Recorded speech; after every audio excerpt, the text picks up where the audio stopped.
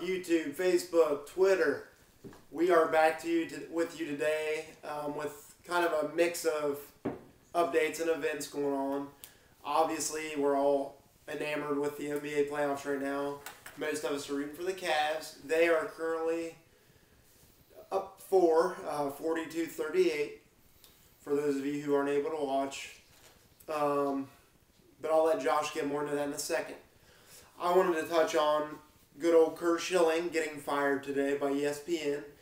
It's in the last couple hours. He posted a meme pretty much degrading to transgendered folks, the whole bathroom situation, made derogatory remarks, and hurried up and deleted them. But obviously, if you have as many followers as him, good luck deleting it fast enough. Somebody's going to have it. Basically, if you got something up for a second or two, somebody's going to screenshot it. So he's fired. That's not his first rumble with the league, though, and ESPN. He got in trouble when he was still playing for performance enhancers, and then he said a few off-putting things during his career and after. So anyway, he's gone.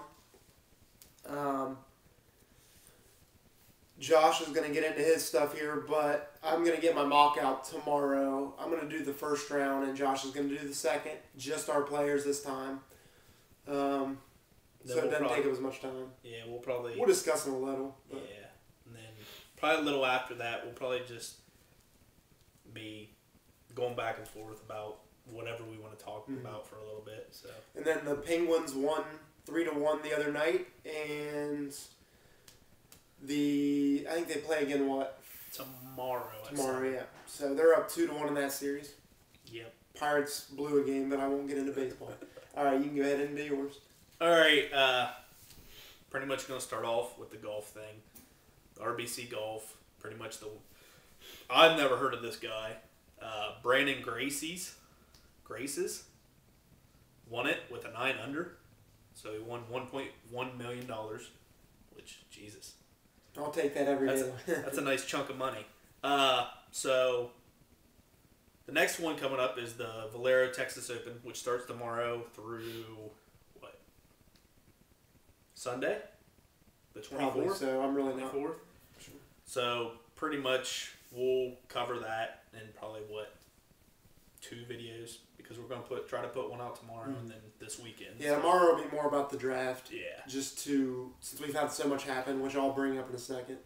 And then what I'm going to get into next is pretty much stuff about the NBA and the NBA playoffs.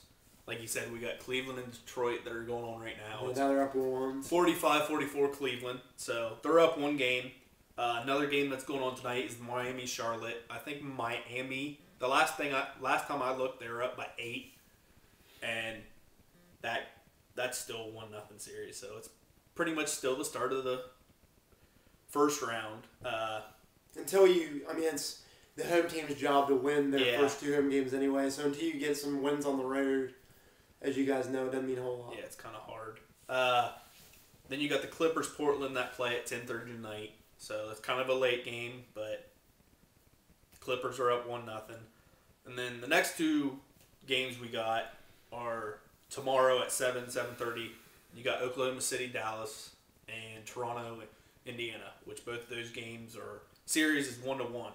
So, and it's at the lower seeds home, aren't they? Third game is at the lower seeds, so that could be a shakeup. If Dallas and Indiana could win another game, I think that'd give them momentum to do something. I think the odds are higher that Indiana can steal another game than anything. The Dallas-Oklahoma City is just kind of and that was the bickering. They were 4-0. OKC Dallas. was 4-0 against Dallas before that loss, and they blew them out by 30, didn't they, the first game? And so I was really surprised lost by 1. that it was so low scoring. I believe it was 85-84. Yep. And that was the most surprising game, I'd say, of the playoff for me so far. And then the next 3 games, the top seed's up 2-0.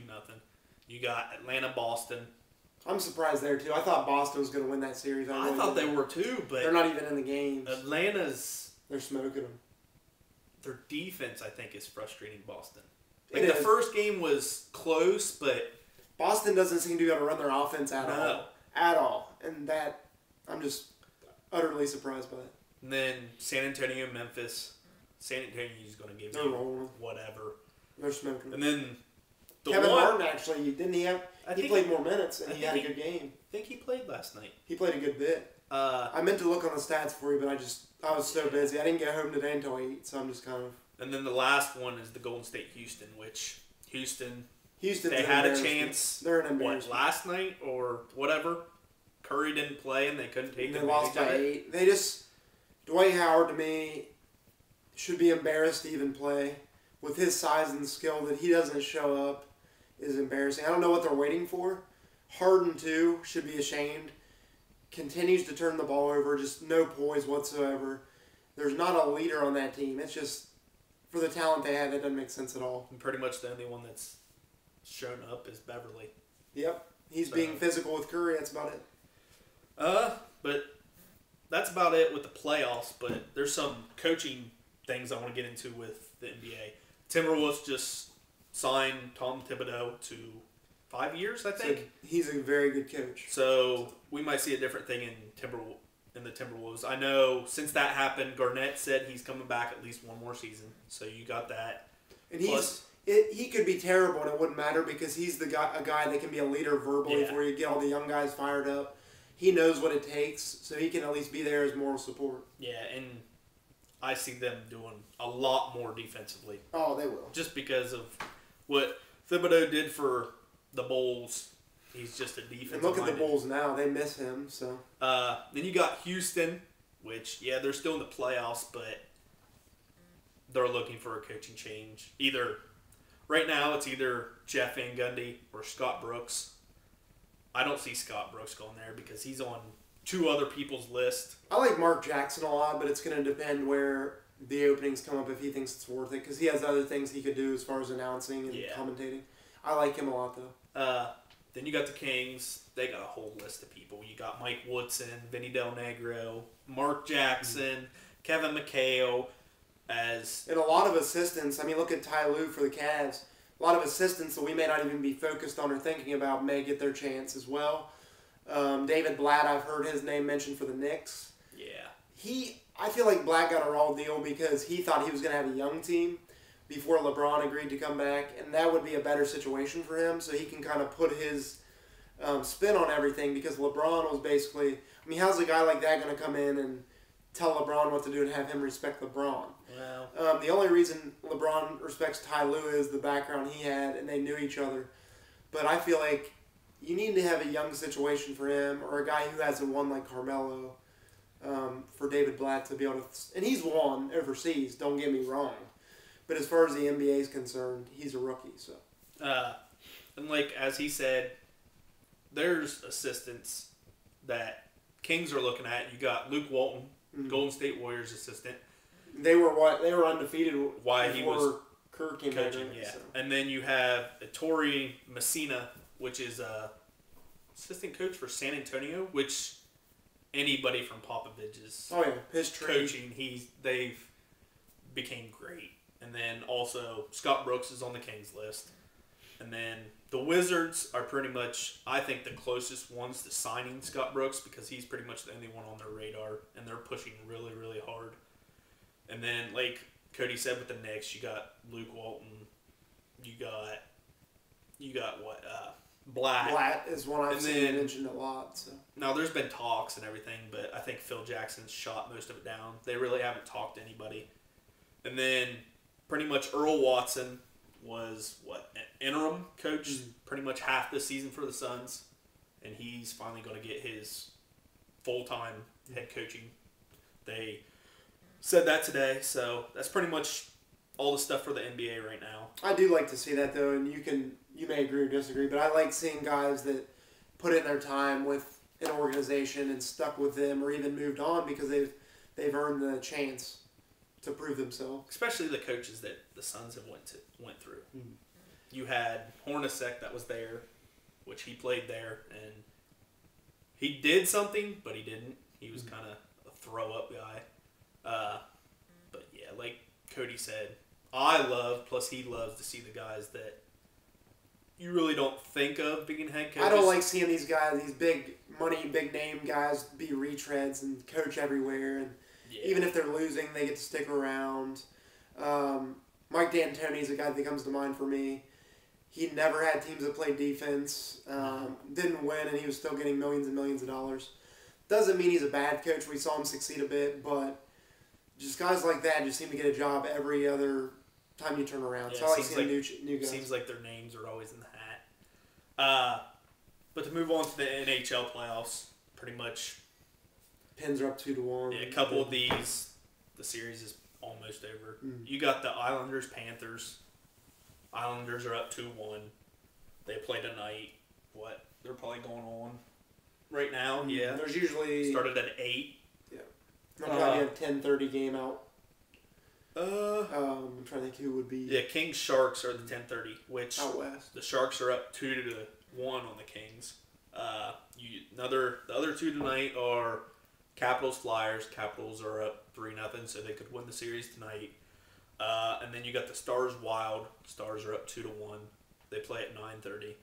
And then the next 4 are tomorrow. You got the Lightning Red Wings, which that's the series I'm kind of. Wow, that's you got the crazy. Red Wings who have been there before. And they're, like you said in the previous video, they're a high priority in the playoffs when they get there. Like, it's not something you see them get knocked out the first round when they do get there. They're usually they're confident. It doesn't matter who's on their team. They're one of those teams that expects to win, expects to do well. The Pens are kind of in that boat too because everybody thought when Crosby was there they'd win 3 or 4 titles in a row. They've kind of fallen off a bit. They've had some injuries. Sid's had some concussion issues, but I think they have that pedigree as well, and they're poised, so we'll see what they do. There should be some really good matchups, especially in the East. Yes. So the Lightning's up 3-1. They play tomorrow at 7, so that could be the last game of that series. You got the Blues Blackhawks. I almost said Black Wings for some reason. That's not right. Blues are up 3-1, so that could be the end of that series. The other game is the Ducks Predators, and the Predators are up 2-1 on the Ducks. And then, like Cody said, we got the Penguins against the Rangers, which the Penguins are up 2-1, but I think it was last year. The Penguins are up 3-1 on them, and they blew the series. So it's not over till it's over. And then, what is it? The whole thing with the slitting of the throat, the slashing of the throat. Oh yeah, Letang. Yeah, he's not getting fined or anything because there's been reviews. They said it wasn't on purpose. It just something that happened. But the Rangers are probably going to be out for blood. So tomorrow's game might be a game to watch just because the Rangers are. And they'll probably officiate that game really tight too. Yeah, they're kind of angry and they want to get something out of it. So that's pretty much with the NHL playoffs. All right, did you want to go ahead and mention the Browns? We posted about it, but go ahead and mention the Browns-Philly trade today. Yeah, the Browns-Philly trade today, which he was at work and I texted him and told him about it. The Browns traded off the 2nd overall pick to the Philadelphia Eagles for, 5 picks? They swapped their first pick. So they got the 8th pick. 2 to 8. And then they got 4 other picks, right? Yes, 5 total. So the Browns have 2 in 2017, I believe they're swapping rounds, so 6 in the top 100. I think that's what 5 or 6. But anyway, they have a slew of picks early in the. I mean, they should have an opportunity to take several players to at least compete. I mean, not everyone is going to make your team. No. That'd be finding gold. I mean, there's been. I'm trying to think what year it was. The Steelers. In the one drafted 4 Hall of Famers. That's the Lynn Swan draft. Jack Lambert. They had 4 Hall of Famers in one draft. That does not happen. That is brilliant scouting, yes, but it's luck too. You got to get really lucky to hit like that on every pick. But they've given themselves an opportunity to add several good, talented young players to their mix. Yes. And I hope they do because, like we've all seen, the Browns fans really haven't gotten anything out of the last... As a Steeler fan, obviously, I hope they fail, but not because of necessarily the fans. John Reif, one of my good friends, if the Steelers weren't in the playoffs and the Browns were, I would root for the Browns because of him. He's one of those guys that's a loyal fan. His family's a season ticket holder. Him and his dad announced draft picks last year. Just they deserve to see a winner. But the fans that just all they can do is talk trash, and then they can't name their starting roster, Yeah. or the fans that I want to see watch losing the rest of their lives because they don't even know anything about their own team, and that frustrates me. But for fans like John, loyal fans of any fan base, if my team was out of it in any sport, I would root for them. So we'll see if the Browns front office and coaching staff has learned from their previous drafts, which right now seems as they have because they're not going to reach for a quarterback. So That'd be good. So pretty much on that. they're at 8. Just kind of a little teaser. They'll have a shot at Zeke Elliott. I'm curious if they'll take Zeke there at 8. Talk about selling jerseys. We mentioned with Bosa up at 2. Zeke at 8 would be very good value. The Browns have talented, I believe they like West a lot, but they have talented running backs, but not anybody like Zeke. He's a multifaceted back who's quick, strong, smart. He can catch. He knows how to read the line before he just goes flying right into the offensive line. He's patient. So really interested to see what they do with that 8th pick. There's still time now to wheel and deal. I mean, we've already seen the 1st and 2nd pick traded, and we're like 2 weeks out. Yeah, 2 weeks so, out. Pretty cool. I want to get into a little of the NBA, but Major League Baseball, just because I think something needs in here, just because of how long it is, we'll jump in and out. For the American League, the top 3 teams are Baltimore, Kansas City, and Texas. The National League, you got 4 teams that are in the top. Just because Dodgers in Colorado are at 8 and 6, and then the Cubs are leading the Central. Yeah, the two surprises 11 and 3 for me at this moment. Yeah, the season's way long. Is the Cubs and Washington 11 and 3, 10 and 3. That could all change by next week. They all could be not even in the top. Yeah, so we'll keep up to date with that and everything. But pretty much now, I think we're just going to talk about some of our sleepers and some of our people that we think could be a bust in the NFL. So I think Cody's going to start us off with a little bit of that. All right. First, I'm going to go Carson Wentz and Jared Goff as potential busts. I'll clarify that based upon what we have seen unfold for the trades. I believe, and this is my opinion, that Goff will go first. Basically, the Rams obviously moved to California, and he's a California guy. They gave up even an additional pick than Cleveland gained today. They just blew my mind moving from 15 to 1. I understand why they had to give up 6 picks, give up or swap. If I say give up, it doesn't necessarily mean lose picks. But to swap and give up that many picks for any college player, to me, is unfounded. It's not smart. The reason they had to is because they went from 15 to 1. That's not something you see very often, so they had to pay a premium. That's why I have him labeled as a bust. I have him rated closer to 7th, 8th as a prospect. That's just me, obviously, but that's why I have both of those quarterbacks I have slotted between 8 and 15. That's why I have those 2 as potential busts, just based on what they gave up to pick them. Then I have Eli Apple. I saw him a lot at Ohio State. He has a lot of ability, a lot of talent. I think he's raw, though, and should have gone back to school for another year. I think he'll be a bust because he could potentially be forced to play early. Yeah. Now, if he's drafted by a team who doesn't throw him into the Wolves early, kind of sits and learns, plays in certain packages, then he has a potential to succeed. But if he's drafted like I assume he will in the top 20 and he has to start some games, I think he's going to be overwhelmed and in over his head. So we'll have to wait on that. William Jackson is a player that I like, but not necessarily high. He is a guy who, again, he's got the talent, got the size of 6 foot, defensive back. He didn't necessarily play against a good competition in college, so we have to wait and see how high he goes. Again, I'm moving quicker because I don't want to take forever, but my biggest bust of the draft is Christian Hackenberg if he goes in the first 3 rounds. He had 1 good year as a freshman at Penn State. They moved a lot of coaches around, lost their coach to the NFL. He went completely downhill. I understand he lost a lot of linemen. But that there shows you that he isn't as good as we thought his freshman year. He was the Big Ten Player of the Year behind several offensive linemen who are now in the NFL.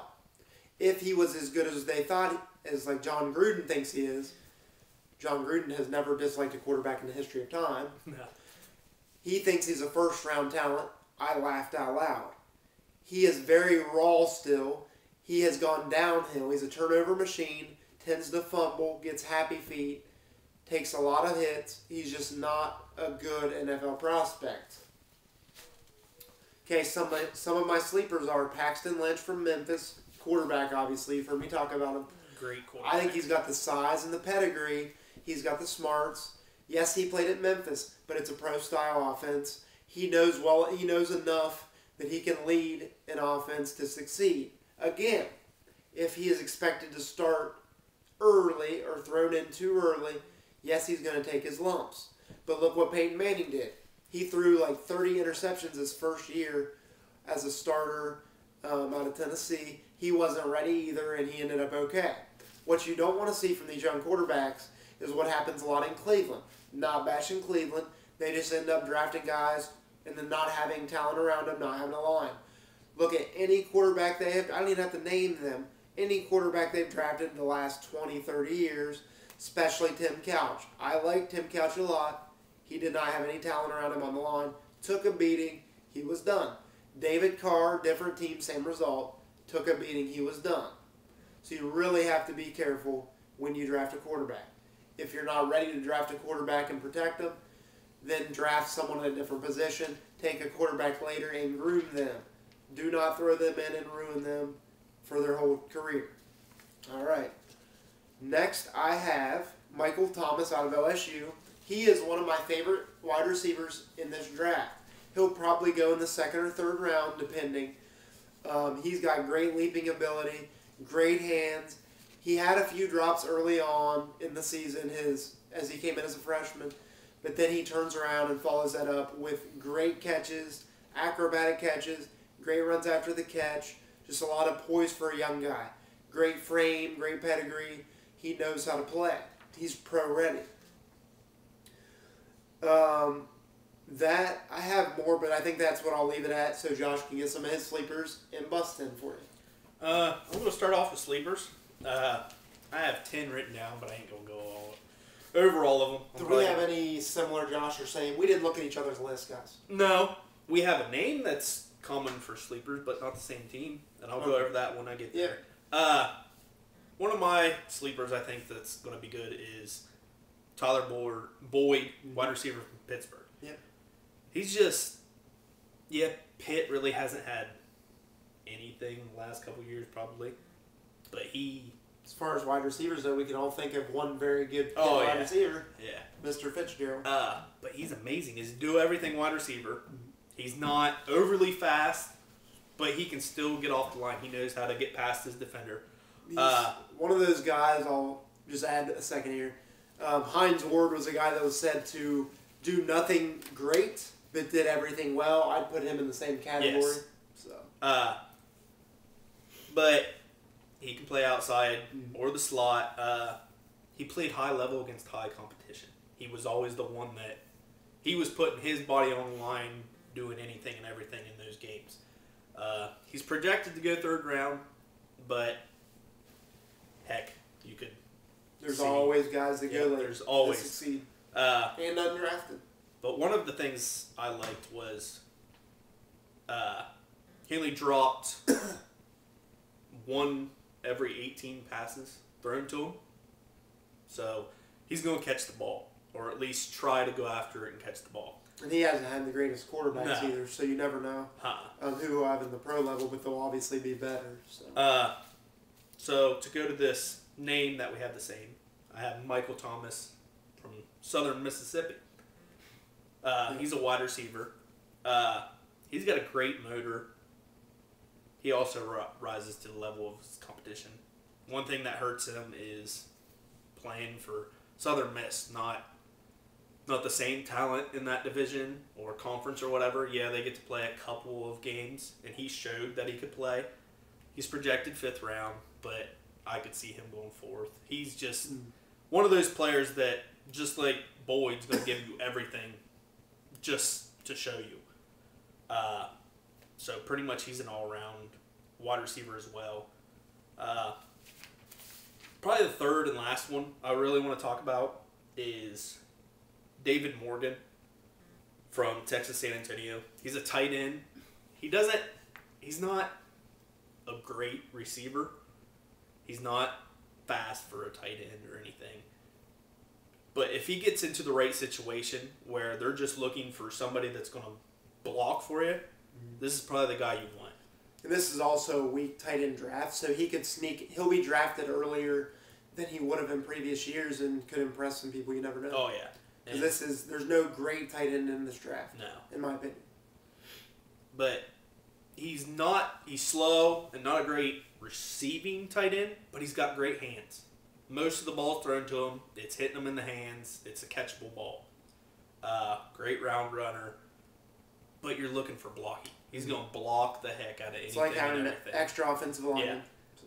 So. But that's pretty much all the sleepers. There is one guy that I want to talk about, but I won't do it in this video. I'll bring it up probably tomorrow in our draft. So that's enough for our sleepers. My bust, like before for our sleepers, we really didn't have anybody the same. I have cornerback Florida, Vernon Hargreaves. Yeah, he's, projected first round? Yeah, he's projected anywhere from 15 to 20 in that range. And like we said before, if he's got to start right away, I think you'll see some of the flaws to him. Just because he's not overly fast. Yeah, he's going to stick with this player. And he takes so many chances when he was at Florida. Like, he got burnt a little too much for my taste. And another thing is he's not willing to go up and hit somebody at the line of scrimmage. Like, he's not going to come out of nowhere and blast the running back or try to get at him. So those are some things I'm really iffy about for him. But if he gets into, like Cody said before, to a situation where he can have somebody to watch and help him get some of that stuff covered, I wouldn't be talking about him as a bust. And that's one of the things that's so exciting about any draft. And so, like, if you think about it, it's almost mind-blowing. All of these guys over the history, the last 100 years of any sport, who were busts, if they were drafted at a different team, maybe we'd have seen Peyton Manning a bust if he went to San Diego. Yeah. Maybe we'd have seen Ryan Leaf succeed in Indianapolis. If situations change, it changes all of the rest of the draft. And that's that's history as we know it. Yep. We're watching history. We don't know at the time, but we're seeing Hall of Famers walking on the stage in the 3rd, 4th, 5th round. We don't know it. We could be like, oh man, this Tom Brady guy, he sucked in Michigan. And he didn't get a chance to play a lot. Why did we draft him? What a bum. Those same people now are wearing his jersey saying I was the best quarterback of all time. Yep. They wouldn't say how they said he sucked before. So I love the draft. Yeah, it's it's like great. a holiday. If the draft were during the day, I would call in sick or take off work any way I could to watch it. So Yeah. it's just exciting to me seeing all these guys that you've watched in college either what they succeed can or do. fail, just see what they do. My second guy is Robert Nicodici, whatever that last name is. Never can pronounce that. I see him as a bust just because of his college career. He didn't have a great one, and he underachieved. He was supposed to do a lot of things. Freaking just didn't pan out for Ole Miss. And another thing I don't like is when somebody can sit here and admit that he took plays off. Like, that's definitely a red flag for me. Plus, he's got off-field baggage. But the way I look at off-field baggage is kids in college, not mature. He's just trying to do what everybody else is doing. And they're a big man on campus now. It's their first time away from home a lot of times. And that's not a problem for me. But the whole admitting that he took plays off, just showing that he wasn't really willing to do what he needed to do for Ole Miss. So I could see him a bust if he continues to do that. If he continues to take plays off in the NFL, he's not going to see that much playing time because coaches are going to see it and they're not going to like it.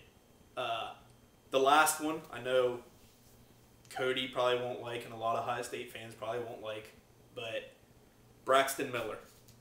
Yeah, he was a great quarterback when he did. He was great this year for his first year at wide receiver at Ohio State. But that's another thing. He's not quarterback, he's wide receiver. He's only played 13 games that was at wide receiver at Ohio State. Not a lot of playing time at that position. I think it's going to matter where he gets picked. I could see a team like New England picking him, and they'll use him correctly. But like if he went to a team like Cleveland, I don't think that's... He needs to go somewhere established where he can grow as a wide receiver if that's what they want him to be. I could even see him as a scat back, play a little running back, catch balls out of the backfield. Great screen player. I could see that. He would need to add a little bit of weight, I think. He's not thin, but he's been injured in the past, so I'd be a little bit weary about him taking too many hits, especially to his shoulder that was his throwing shoulder before, because it has been banged up quite a bit. And I'm interested to see where he goes. I'm glad that you brought him up. Yeah. I wouldn't mind my Steelers taking him late. I wouldn't mind seeing where he goes. And then probably the last thing with him is he needs to definitely refine his route running. Like, you could see it at times at Ohio State that it wasn't crisp. Which that'll come. Yeah, it'll come. He hasn't had many games there. And like we've said about everything else, if he gets into a good place where somebody's willing to take him under his shoulder and show him the right way to do it, then I think he'll be in a great position. That's pretty much my last bust that could happen. But I think we'll have probably a little bit more of that in our next video just because we're going to have the first round, the second round, and then we're pretty much just going to go back and forth and talk about some of the players we both really like, or we might go back and forth and disagree. You might see a battle. We won't get into a fight, but with Cody and I, we respect each other's choices. We understand, and we love that we both know about sports, and the whole disputing stuff, I think, makes us passionate together about everything. So I think you'll see more of that in our next video. And there's more. We're not going to shut down if we disagree. No. We're going to give our likes, dislikes, explain it. People fail to realize that it's all speculation. It doesn't matter, like Mel Kiper and McShay are paid to do it. They're wrong most of the time. All it is speculation at this point. We're just having fun with it. Yep.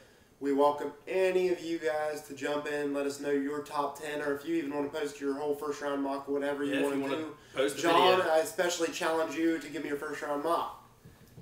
Yeah, that'd be nice to see. Yeah, John, you guys don't, a lot of you don't know him, but he is a sports junkie, especially football, like we are. He could name Browns players. He could probably give me the Browns roster from 1943. I mean, he's 28 like we are, so yeah.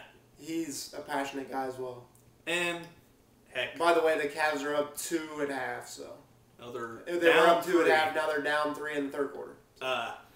And in the future, John might be on the channel. We never know, which would be a great thing. We live fairly close. He's about, a half an hour out, so we could try to get together at some point. Which would be a great thing. I know him and Cody know a heck of a lot more than I do with the NFL and everything, which feeding off those two would help me a lot. And then with the NBA and the rest of the stuff, just like we've already said, if you got opinions or want to tell us something, or you come up with something that you want us to really talk about, like the whole SAT camps, bring it up. We'll do it. We're willing to talk about anything. We'll respond back. If it's not me, it's going to be Cody. If it's not Cody, it's going to be me. It could be something not even related to sports even. It could be about anything. I like discussing a lot of things. Not a huge fan of political discussion, but anything like the Curt Schilling thing today, I could get more into that. Yeah. I talked a lot about Kentucky clerk Kim Davis when she wouldn't issue gay marriage licenses. I can talk about anything that I know about. I'm not going to just talk about something I'm not up on. Mm-hmm. So anything you can think of that's interesting, bring it up. Pretty much it, but Yeah, we'll be back with you tomorrow, Yeah. so we'll Cover the pretty much NFL. all NFL tomorrow. We'll give you the winners of tonight's hockey and NBA games as well. Yep. So we'll see you tomorrow. Have a good night.